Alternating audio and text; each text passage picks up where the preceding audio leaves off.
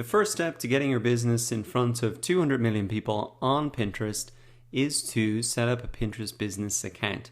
So to do that, you want to go to business.pinterest.com and go ahead and join as a business.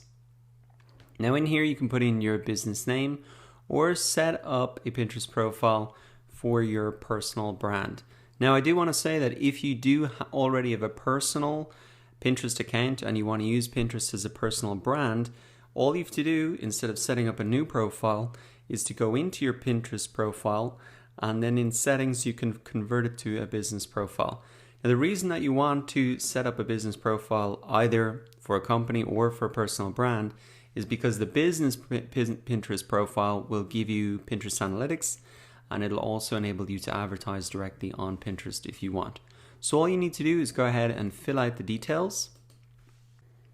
And I'm just going to fill this out as my own name. And then I'm going to go ahead and click create an account. So just select whatever language and country that's suitable for you. And then we want to pick 3 things your audience cares about.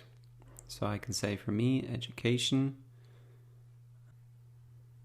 technology, and I can also say maybe down here memes. Okay.